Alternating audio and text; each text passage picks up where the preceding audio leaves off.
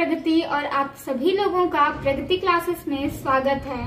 आज का टॉपिक बहुत ही इंटरेस्टिंग और अमेजिंग होने वाला है। बोर्ड पर बने मैप को देख के आप लोग समझ गए होंगे कि आज के टॉपिक में हम लोग बात करेंगे इंडिया मैप के बारे में। ये मैप का फर्स्ट क्लास है और मैप में हम लोग को 3 चीजें पढ़नी होती हैं। पहला हमें पढ़ना है एटलस, दूसरा पढ़ना है मैप और तीसरा पढ़ना है ग्लोब। तो जो मैप है ये हम लोग को 2 बार पढ़ना है। सबसे पहले हम लोग पढ़ेंगे इंडिया का मैप और उसके बाद से हम लोग पढ़ेंगे वर्ल्ड का मैप। तो चलिए सबसे पहले हम लोग स्टार्ट करते हैं एटलस से। तो एटलस में सबसे पहले हम लोग इंडिया का मैप पढ़ेंगे और मैप में हम लोग को सबसे इम्पोर्टेंट पढ़ना है कर्क रेखा के बारे में। तो दोस्तों, कर्क रेखा वह रेखा होती है जो भारत को बीचों बीच से विभाजित करती है। यानी हम यह भी कह सकते हैं कि जो रेखा भारत को 2 बराबर भागों में बांटती है उसे हम कहते हैं कर्क रेखा। तो कर्क रेखा अब हम लोग जान चुके हैं और अब हमें जानना है कि कर्क रेखा पर कुल कितने राज्य आते हैं और उनमें कौन कौन से राज्य हैं। तो हम लोग को सबसे पहले डायरेक्शन जानना पड़ेगा, क्योंकि मैप में सबसे इम्पोर्टेंट होता है डायरेक्शन। अगर हम लोग दिशा सही से नहीं जानेंगे तो हम लोग आंसर लिखने में गलती कर सकते हैं। तो सबसे पहले हम लोग जान लेते हैं कि कौन सी दिशा हो। तो ये है हमारी पश्चिम दिशा, जिसे सीबीएसई बोर्ड के बच्चे वेस्ट साइड पे कहते हैं। ये है पूर्व दिशा, जिसे ईस्ट कहते हैं। ये है उत्तर दिशा, जिसे नॉर्थ कहते हैं। और ये है दक्षिण दिशा, जिसे साउथ कहते हैं। तो अब हम लोग डायरेक्शन जान चुके हैं और अब हम लोग को जानना है कि भारत के कर्क रेखा पर कुल कितने राज्य आते हैं। तो कर्क रेखा पर कुल 8 राज्य आते हैं और अब हम लोग जानेंगे कि उन राज्यों का नाम क्या है। कई बार एग्जाम्स में ये भी पूछा है कि पश्चिम से पूर्व की ओर कर्क रेखा पर कौन कौन से राज्य आते हैं। तो चलिए जानना शुरू करते हैं कि पश्चिम से पूर्व की ओर कर्क रेखा पर कौन कौन से राज्य आते हैं।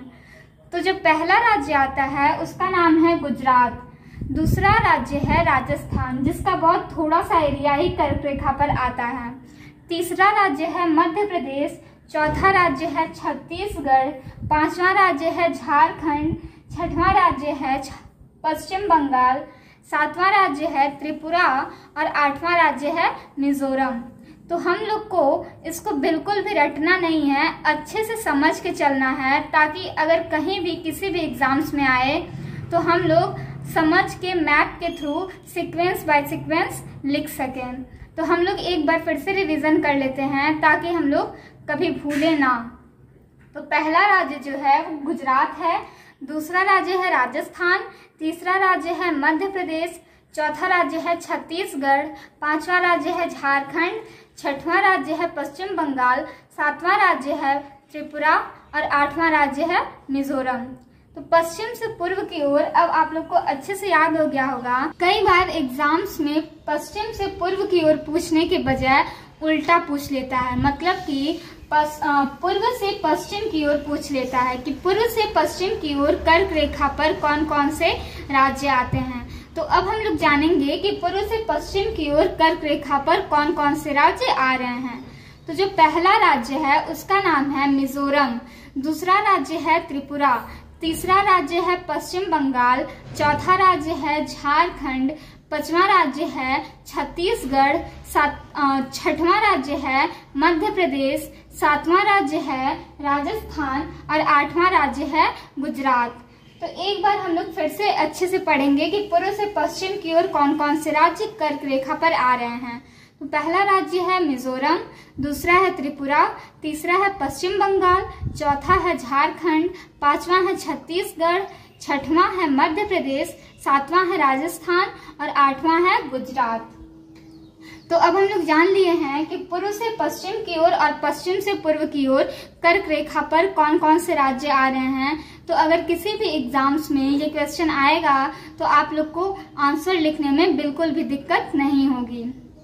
कर्क रेखा का जो महत्व है वो हम लोग को ग्लोब वाले क्लास में पढ़ना है, लेकिन इंडिया के मैप वाली क्लास में भी हम लोग कर्क रेखा के बारे में थोड़ी बहुत नॉलेज लेंगे। तो सबसे पहले उसके लिए हम लोग ग्लोब बना लेंगे। तो यहाँ पे मैंने ग्लोब बना लिया है, इरेज कर देते हैं।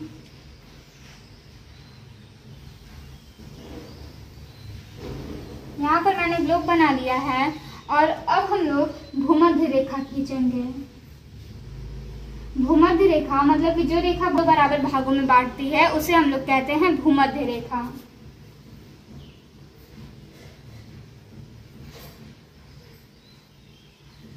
जिसे सीबीएसई बोर्ड वाले इक्वेटर भी कहते हैं। भूमध्य रेखा के ऊपर जो रेखा आती है उसको हम लोग कहते हैं कर्क रेखा।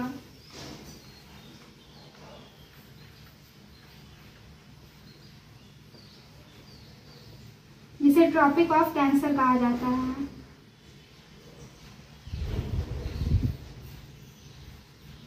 और भूमध्य रेखा के जो नीचे रेखा आती है उसे हम लोग कहते हैं मकर रेखा।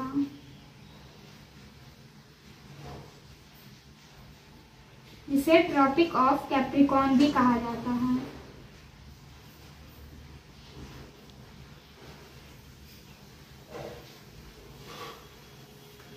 तो कर्क रेखा तो मैंने आप लोग को बता ही दिया है कि जो रेखा भारत को दो बराबर भागों में बांटती है उसे हम लोग कहते हैं कर्क रेखा। भूमध्य रेखा भी आप लोग समझ गए होंगे कि जो रेखा भूमि को दो बराबर भागों में बांटती है उसे हम लोग कहते हैं भूमध्य रेखा। और मकर रेखा के बारे में हम लोग अगले क्लास में पढ़ेंगे। तो अब हम लोग देखेंगे कि जो सूर्य होता है वो किन दो रेखाओं के बीच गति करता है। तो जो सूर्य है, मान लीजिए अगर सूर्य कर्क रेखा पर है तो वो कर्क रेखा से लेकर के मकर रेखा के बीच में गति करता है। सूर्य ना ही कर्क रेखा के ऊपर जाता है और ना ही मकर रेखा के नीचे आता है। तो अब आप लोग सोच रहे होंगे कि क्या सूर्य कर्क रेखा के ऊपर नहीं जाता है तो क्या उसका प्रकाश भी कर्क रेखा के ऊपर नहीं पहुंचता होगा। तो दोस्तों, कर्क रेखा के ऊपर सूर्य नहीं जाता है लेकिन उसकी तिरछी किरणें जाती हैं। यानी कि जो सूर्य की तिरछी किरणें होती हैं वो कर्क रेखा के ऊपर जाती हैं, जिसकी वजह से वहां पर भी सूर्य का प्रकाश पहुंचता है। और मकर रेखा के नीचे भी यही कंडीशन फॉलो होती है कि यहाँ पर भी तिरछी किरणें सूर्य की पड़ती हैं, यानी कि यहाँ तक सूर्य का प्रकाश पहुंचता है। सूर्य जो होता है वो बस दो रेखाओं के बीच में गति करता है, कर्क रेखा और मकर रेखा।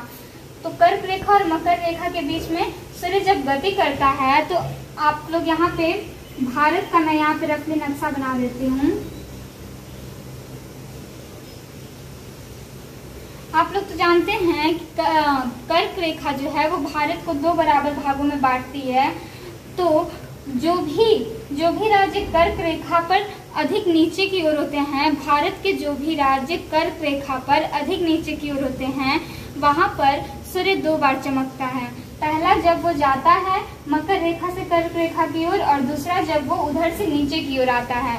तो इस प्रकार से सूर्य जो है वो कर्क रेखा के नीचे वाले राज्यों में दो बार चमकता है, जैसे कि महाराष्ट्र हुआ या फिर तमिलनाडु हुआ, यहाँ पर सूर्य दो बार चमकता है।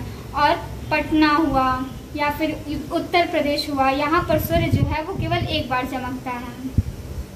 तो आज के लिए बस इतना ही। अगर आपको मेरी ये छोटी सी जानकारी पसंद आई हो तो वीडियो को लाइक करिएगा और चैनल को सब्सक्राइब करके बेल आइकन प्रेस करना बिल्कुल नहीं भूलिएगा। मिलते हैं नेक्स्ट वीडियो में एक नए टॉपिक के साथ। तब तक के लिए जय हिंद, वंदे मातरम।